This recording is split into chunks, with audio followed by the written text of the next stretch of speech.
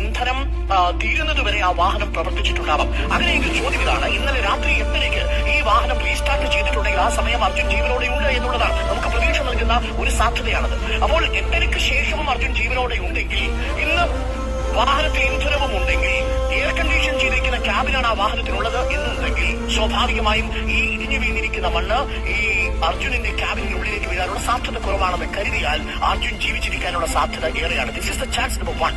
Chance number 2 അത് നമ്മളിപ്പോൾ പറയുന്നില്ല, പക്ഷെ ഒരു സാധ്യതയായിട്ട് നമ്മൾ കരുതുന്നത് ഇടിഞ്ഞു വീണ ഈ മണ്ണിനോടൊപ്പം ഈ വാഹനം ഗംഗാവലിയിലെ ആഴങ്ങളിലേക്ക് പോയിട്ടുണ്ടെങ്കിലോ. പക്ഷെ അവിടെയും കെ വി ഗണേഷ് കുമാർ പറയുന്ന ഒരു പ്രധാനപ്പെട്ട കാര്യം, 26 ടൺ തടിഭാരമുള്ള ലോറിക്ക് പുഴയിൽ ഒഴുകിപ്പോകാൻ കഴിയില്ല എന്നുള്ളതാണ്. That is number 2. മാത്രവുമല്ല, ഇന്നലെ രാത്രി 8:00 വാഹനം ഓൺ ചെയ്യണമെങ്കിൽ പുഴയിൽ വീണ വാഹനം സ്വാഭാവികമായും റീസ്റ്റാർട്ട് ചെയ്യുക സാധ്യവുമല്ല. GPS സിഗ്നൽ പുഴയിൽ വീണാൽ നഷ്ടപ്പെടുകയും ചെയ്യും. കാരണം വാഹനം ഓട്ടോമാറ്റിക്കായി സ്വിച്ച് ഓഫ് ആവുന്ന സാഹചര്യമാണ്.